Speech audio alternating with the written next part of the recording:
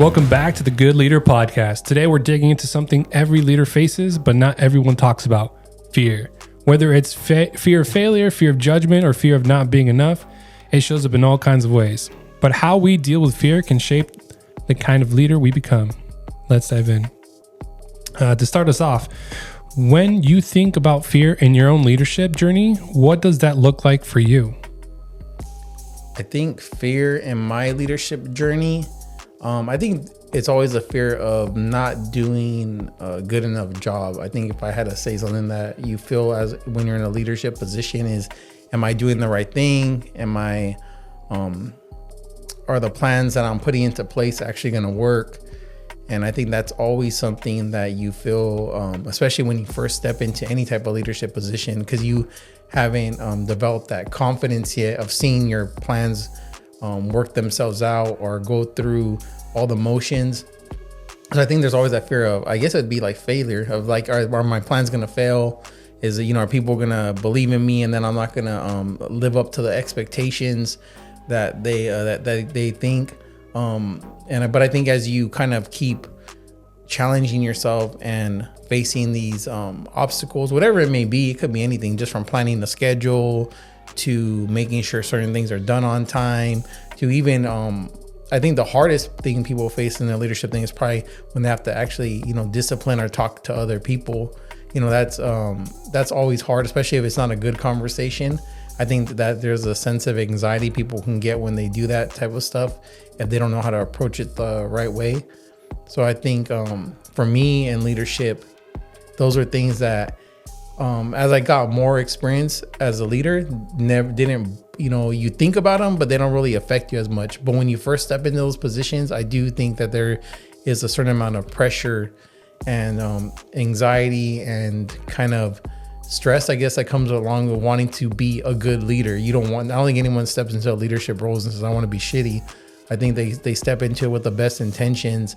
And sometimes they don't know how to put those intentions into action. They just they start getting a lot of things. If things go wrong, they don't know how to adjust. So I would say that's my experience with with leadership, as far as what are some of the things that I thought that kind of made me not fearful, but scared, I guess, or you're scared of failing. Can you take us to a moment, maybe a decision or challenge where fear almost held you back? What was going through your mind, and what helped you push forward anyway? I think for me, I remember kind of when I first was getting into law enforcement, I think the fear of the unknown, because I didn't really know anyone in law enforcement, so I always felt like hesitant. I guess that was the thing. Are you gonna be welcome? Are you gonna belong? Are you gonna be accepted? And what I found was that it kind of is like that, and it kind of isn't. You are gonna experience certain, not everyone is gonna embrace you with open arms and things like that, but you're also gonna meet good people along the way. And I think the thing that you have to try to do is remember more of the good than the bad, and kind of be shaped more by your good influences, and the things that you see, the bad things or the bad things you experience, you don't do those. Make a note to yourself, I'm not going to do this, or I'm not going to treat someone like this.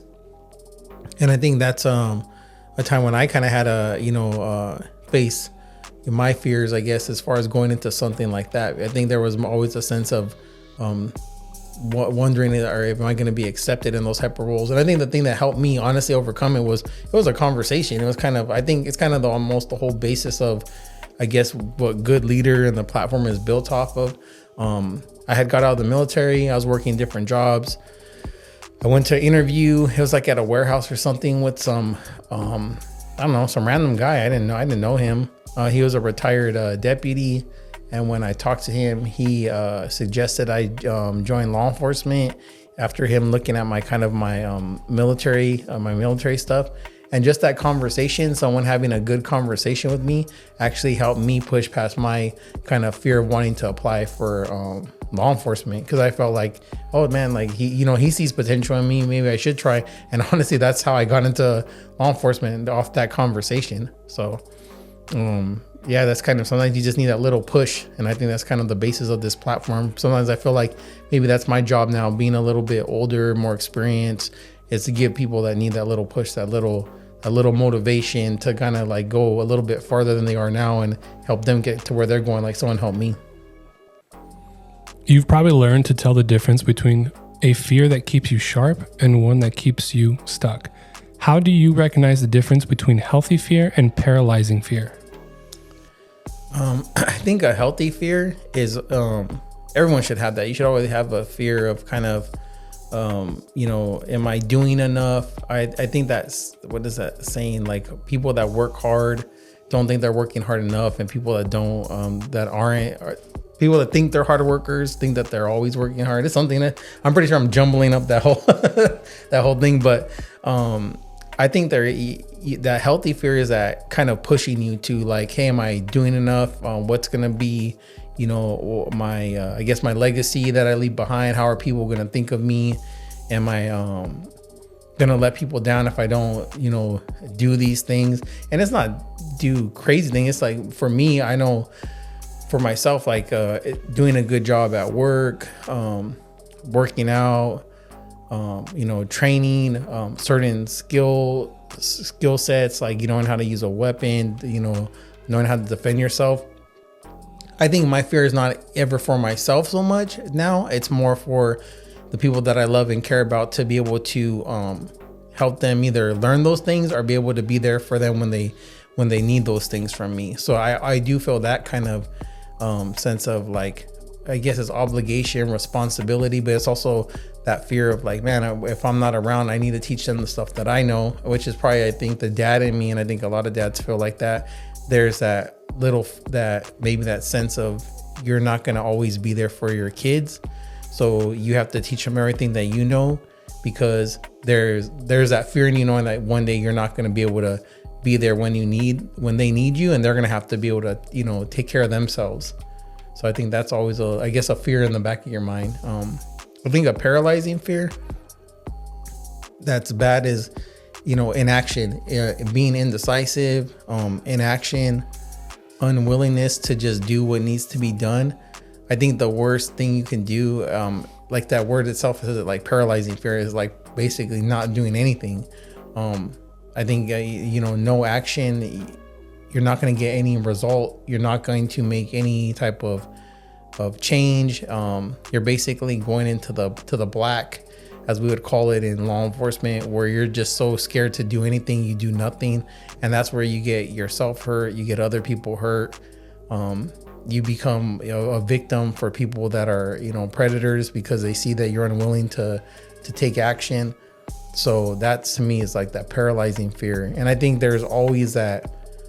I think initially, I think if you don't have the training, there's that initial fear that everyone feels when something's going to happen, any type of confrontation, or it could just be in, different scenarios in their life, and you have to kind of push through it, because if not, I think that paralyzing fear can become a habit, just like anything else can become a habit, or where you didn't do anything this time. It's like, okay, now what are you going to do the next time? So you don't do anything again. I guess a little story to kind of segue into that. There was a case that I was involved in, not a case, but a call. And there was a guy where he basically watched another officer get attacked and fight with the guy. Well, him and some other people kind of just looked on because they were scared to do anything. And, after, when me and him talked about it, my conversation with him was, yes, I'm disappointed in you, unless you, and you did let other people down. Not only that, it's like you let yourself down, because your reputation at that point is like tarnished to the effect of like, I don't even know what you could do. Like, unless something happens where you happen to be there and be, Johnny on the spot and, kick ass and take names and somehow redeem yourself. I told him, I said that maybe not for him, but I think for most guys with any type of like, especially in law enforcement or anything like that, it's going to bug you to feel like you did something cowardly and didn't, step in and intervene. So I feel like it's better. What do they say? It's better to you don't regret the things you didn't do. So I think it's that type of attitude. Sometimes you got to take action and go through that fear and fight through it. That's literally how you learn to deal with it, is by every time you feel scared, learn to fight through it. Learn to not, succumb to it. Don't let it paralyze you, and take action. That's the only way to do it. I've never found any other easier way to do it, is other than to face it and push yourself through it. Fear can isolate us if we're not careful. Who or what do you lean on when fear shows up? Has mentorship, faith, or community helped you navigate those moments? I think, I would say faith the most. It's funny because I'm trying to remember who I was talking with this about, but we had a conversation about it, where they say life is hard enough with God. I can't imagine life without God, if it makes sense. So people that don't believe in anything, it's like, what do you draw on, to make you stronger. So I think when you're looking for, I guess for inspiration, or what gives you strength, I feel like, it should be your faith. It should be your family. It should be the things that you love. Are you willing to fight for them? It was always that attitude of like, you don't have the choice about losing. You can't lose. Like, you have to win, like, at all costs. And to win is to like go home. It doesn't mean you're gonna, things aren't gonna always be good. It just means to make it home, to live to fight another day, pretty much. So I think you have to draw on, for myself, I would say faith, family, the people that you love,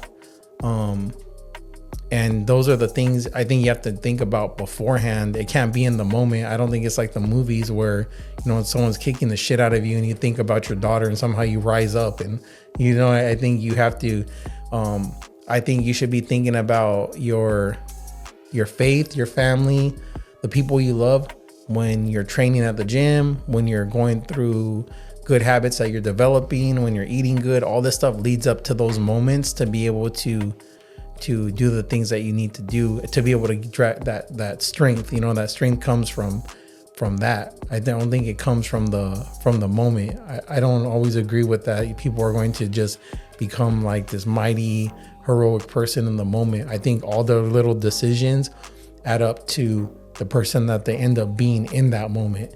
So I would say those are what you would draw on, those things kind of in that, in that somewhat that order. Yeah. Let's talk about habits. Are there any daily practices or mindset shifts you've adopted that help you manage fear before it manages you?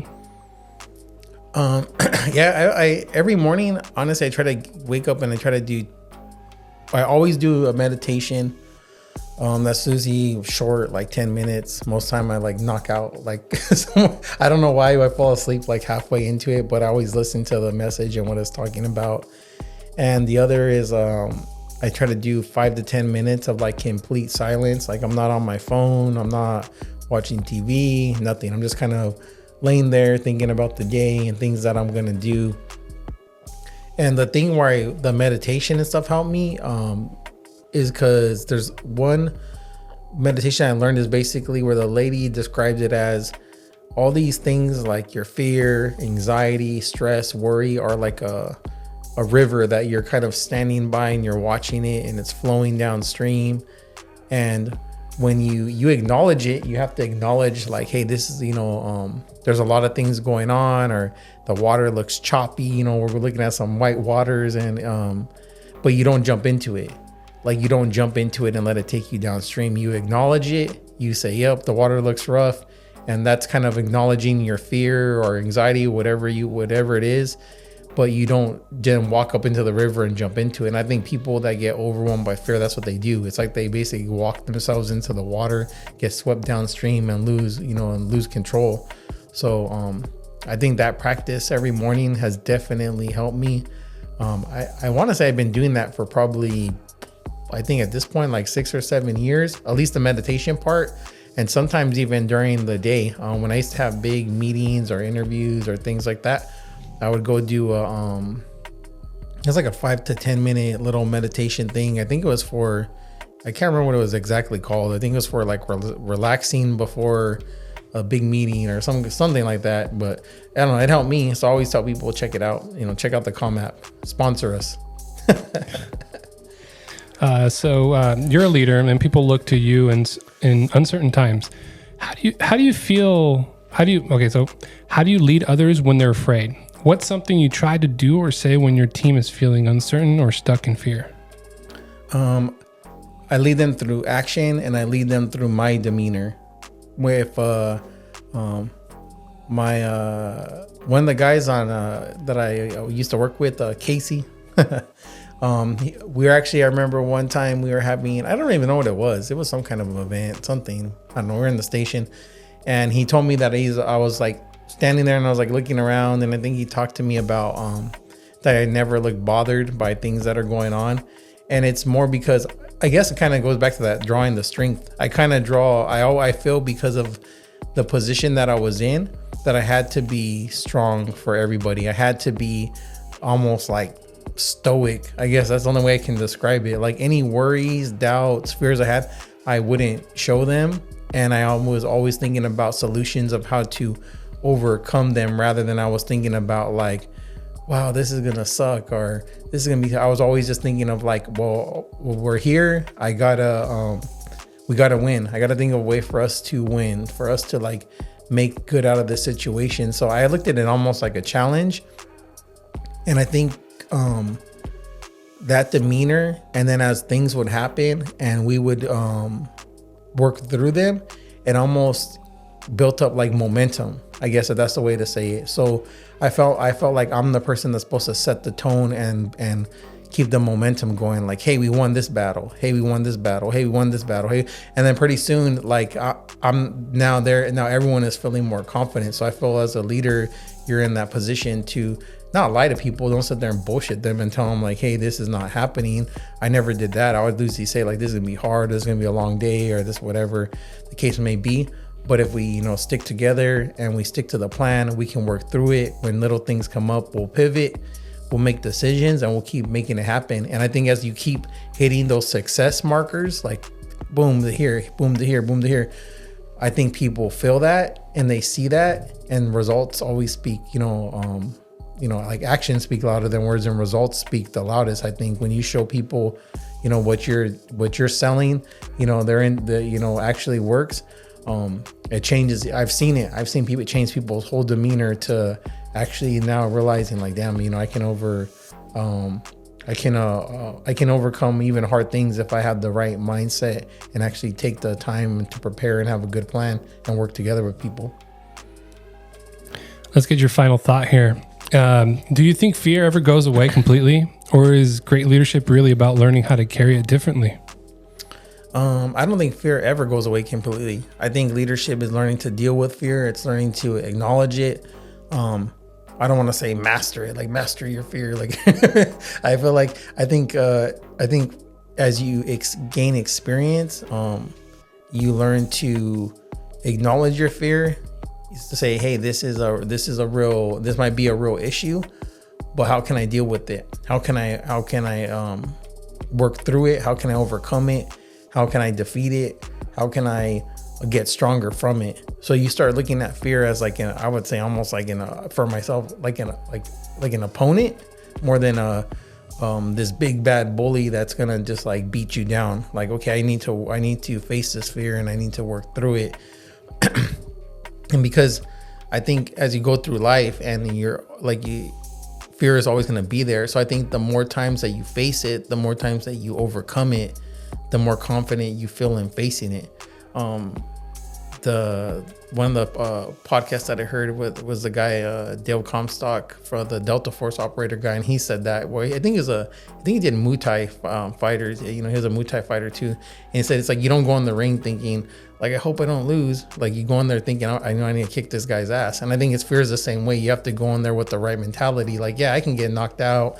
I could lose, he could kick my ass, but I need to go in there with the attitude to win. I think you got to face fear the same way. Like, yeah, this is a hard obstacle, you know, starting I guess to bring it back to like us and being like, you know, reality for not just like on a podcast level, but, you know, the podcast, starting a podcast, on a business level, work, all these things, like you're always gonna face challenges and there's a certain amount of fear that comes along with it. Fear of the failure, fear of it not going the way you want to, people are not gonna react the way you want to, and you almost have to have at a certain point almost be like, fuck it, I'm still gonna do it, and I'm gonna see what's gonna happen. And then as things, you know, you look at the good more than the bad, and you keep tweaking and making, you know, little adjustments, and then that's how you get better. So I don't think it ever goes away, but I think it's more of a tool to help sharpen your sword and make you a better person and a better leader.